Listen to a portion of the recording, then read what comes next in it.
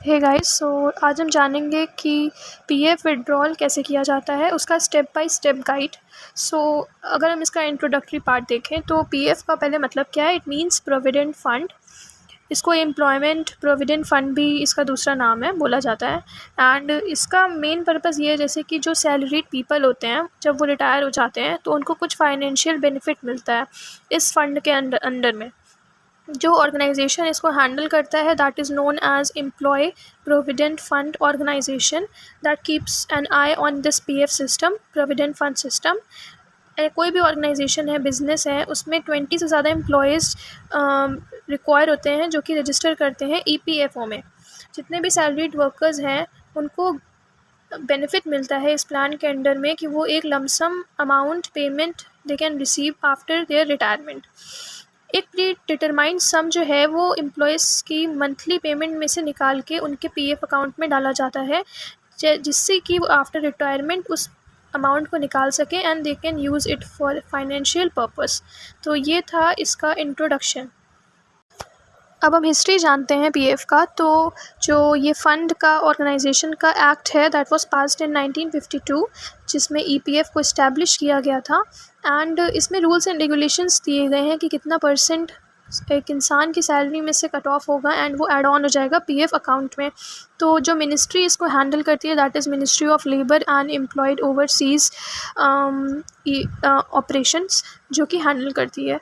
फिर जो कंपनी है वो इस रूल्स एंड रेगुलेशंस के अकॉर्डिंग जो है वो डिडक्ट कर सकती है मनी एम्प्लॉयज़ के सैलरी में से, that is 12% of basic salary of EPF amount.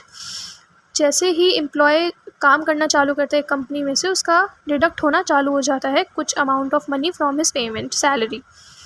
Dearness allowance पे किया जाता है, एम्प्लॉयर जो है वो पे करता है, जिसमें उसकी वेजेस भी इंक्लूड होती हैं। तो that is the history of PF. अब हम जानते हैं कुछ फैक्टर्स जो कि इम्पोर्टेंट हैं पीएफ के लिए। तो जो फाइनेंशियल ईयर होता है जिसमें कि न्यू इंटरेस्ट रेट्स को पब्लिश किया जाता है उसको हम 1 अप्रैल से 31 मार्च तक मानते हैं, जो कि एक फाइनेंशियल ईयर होता है, वैलिड फाइनेंशियल ईयर माना जाता है। ईपीएफ जो डिपॉजिट्स हैं वो जो अप्रैल 2021 से 2022 तक की गई हैं वो करेंट इंटरेस्ट रेट 8.50 पे हुआ है। फिर इंटरेस्ट जो है उसको कैलकुलेट किया जाता है मंथली बेसिस पे। ये डिपॉजिट किया जाता है ईपीएफ अकाउंट में सिर्फ एक साल में, मतलब एक बार, on March 31 of relevant fiscal year. एक डोरमेंट या फिर इनएक्टिव ईपीएफ अकाउंट उसको कहा जाता है जिसको जो है 36 मंथ से यूज़ में ना लाया गया हो, दैट इज़ कॉल्ड डोरमेंट और inactive EPF account of a person. Then interest जो है इसमें अर्न किया जा सकता है जो कि डोरमेंट होते हैं वर्कर्स के लिए जो कि रिटायर नहीं हुए हैं, उन पे इंटरेस्ट अर्न होता है। फिर उसके बाद इसमें इंपॉर्टेंट फैक्टर है डिपॉजिट्स जो कि रिटायर्ड एम्प्लॉयज़ से इनएक्टिव अकाउंट में डाले जाते हैं, वो सब्जेक्ट नहीं होते हैं इंटरेस्ट के, मतलब वहाँ पे उनको इंटरेस्ट नहीं मिलता है। ऐसे इंटरेस्ट जो अकाउंट्स पे लगते हैं जो कि नहीं यूज़ किए गए हैं टैक्सेस के मामले में, वो स्लैब रेट पे लगते हैं। Then coming upon the objectives, तो जो एम्प्लॉय है उसका एक सेपरेट ईपीएफ अकाउंट होता है। कंप्लायंस जो है उसका स्ट्रेट फॉरवर्ड होना चाहिए। सर्टेन बिजनेसेस में कॉन्स्टेंटली अबाइड किया जाता है ईपीओ के रूल्स एंड रेगुलेशंस को। कैपेबिलिटी ऑफ इंटरनेट सर्विस को इन्हांस करने के लिए और डिपेंडेबिलिटी को इंश्योर करने के लिए। फिर उसके बाद जितने भी मेंबर्स हैं वो एक्सेसिबल है ऑनलाइन उनको कि वो they can access it from their source network. ये सिर्फ 3 डेज़ लेता है instead of 20 to resolve a claim. अगर कोई क्लेम करना है तो it will only take 3 days. अब हम जानते हैं कि ईपीएफ सैलरी में क्या होता है। तो एम्प्लॉयज़ प्रोविडेंट फ़ंड एक रिटायरमेंट बेनिफिट प्रोग्राम है जो कि मिसलेनियस एक्ट 1952 के अंडर में कवर होता है। एम्प्लॉय जो है वो कंट्रीब्यूट करते हैं कुछ अपना अमाउंट इस प्रोग्राम में और वो कुछ कंट्रीब्यूट करके ईच मंथ उसे अपने पीएफ अकाउंट में डालते हैं। जो ईपीओ है वो रिस्पॉन्सिबल होता है इस स्कीम के लिए। एम्प्लॉय को जो है कुछ लमसम पीएफ पेमेंट मिलता है उनके रिटायरमेंट पे उनकी सर्विस के टेन्योर के समय, including both the parties contribution and interest. PF amount and interest जो है वो गेन नहीं होते हैं, मतलब गेन होते हैं वो टैक्सेबल नहीं होते हैं। जो उनको मिलता है पीएफ अकाउंट अपना रेट जो मिलता है वो they are not taxable when withdrawn. वो एक डिज़ायरेबल स्कीम बनाते हैं सैलरीड एम्प्लॉयज़ के लिए।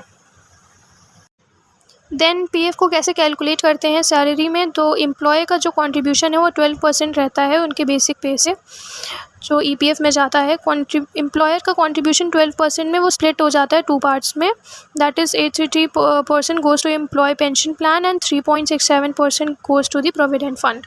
तो this is the differentiation between 12% split. Then let us know कि what is the eligibility criteria for EPF, that is जो कंपनी में 20 एम्प्लॉय से ज़्यादा हैं वो रजिस्टर कर सकते हैं ईपीएफ वॉलेंटरली। एंड कोई भी एम्प्लॉय वो सैलरी से एलिजिबल हो जाता है, जब उसको सैलरी ड्रॉ मिलती है तो he is eligible for EPF. ये कंपलसरी होता है सारे एम्प्लॉयज़ के लिए कि वो अर्न करें लेस देन ₹15,000 रजिस्टर करने के लिए ईपीएफ में।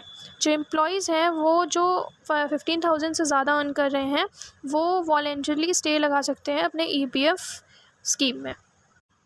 अब हम जानते हैं कि मिनिमम एम्प्लॉय क्या है पीएफ का। सो जो रजिस्टर इस्टेब्लिश होता है ईपीओ के साथ में, वो एलिजिबिलिटी थ्रेशोल्ड 20 का या फिर उससे अधिक क्रॉस होने पर ये होता है, मिनिमम एम्प्लॉय हो जाते हैं आप पीएफ के लिए। और जो अदर इस्टेब्लिशमेंट हैं वो रिक्वायर नहीं होते हैं रजिस्टर करने के लिए। इसका जो रजिस्ट्रेशन प्रोसेस है वो फ्री ऑफ कॉस्ट होता है, हैसल फ्री है एंड ऑनलाइन है। आपको ईपीएफ ऑफिस जाने की ज़रूरत नहीं है, you can search it through online websites. अब हम जानते हैं कि न्यू रूल्स इन पीएफ क्या क्या हैं। तो इस न्यू रूल्स के अकॉर्डिंग जो होल्डर्स हैं पीएफ अकाउंट के, जो होल्डर्स हैं, they can withdraw their money equivalent to 3 months of their basic salary plus dearness allowance, that is DA, और 75% of the net balance in their PF और EPF account. जो भी कम होगा उसके अकॉर्डिंग वो they can go through it. ये जो है नॉन रिफंडेबल डिपॉजिट्स होते हैं। हमारा जो पार्शियल विड्रॉ है वो कुछ रीज़न्स पे डिपेंड करता है जो कि रीज़नेबल होने चाहिए। देन जो अकाउंट होल्डर है वो ऑनलाइन रिक्वेस्ट कर सकता है पार्शियल विड्रॉल के लिए इन इमरजेंसी। उसके बाद ईपीएफ कॉर्पस जो कि विड्रॉ किया जा सकता है रिटायरमेंट के बाद। अर्ली रिटायरमेंट यहाँ पे नहीं कंसिडर किया जाता है जब तक इंसान 55 ईयर्स का ना हो जाए, मतलब the age limit is 55 years of age. EPFO जो है वो अलाउ करता है कि आप 90% तक का ईपीएफ कॉर्पस 1 ईयर पहले ले सकते हैं रिटायरमेंट से, कि वो जो इंसान है he is not less than 54 years. तभी ये कंडीशन लगा दी गई है कि ही कैन टेक रिटायरमेंट, वो 1 साल से पहले ले सकता है रिटायरमेंट के, बट 54 ईयर्स से कम का तो वो नहीं होना चाहिए। देन नेक्स्ट पॉइंट है ईपीएफ कॉर्पस जो है उसको विड्रॉ कर सकते हैं अगर पर्सन जो है वो फेस करता है अनएम्प्लॉयमेंट रिटायरमेंट के पहले किसी कारण, जैसे कि लॉकडाउन या फिर रिट्रेंचमेंट की वजह से।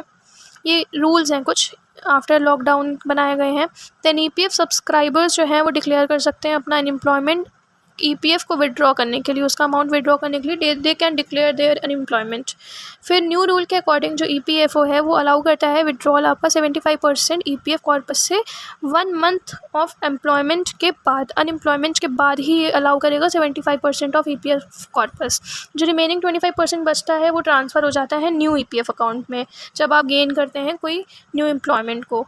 फिर ओल्ड रूल ये कहता है कि 100% जो ईपीएफ था वो 2 महीने के अंदर में मतलब अनएम्प्लॉयमेंट के अंडर में विड्रॉ किया जा सकता है। वो अलाउंस जो है उसका वो 2 months का दिया हुआ है, ये ओल्ड रूल कहता था।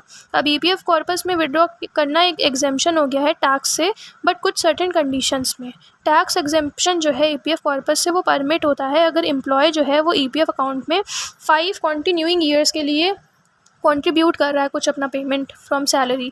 देन ओनली ईपीएफ कॉर्पस जो है वो परमिट होगा टैक्स एग्जेम्पशन के लिए, मतलब उस पर एक टैक्स नहीं लगेगा।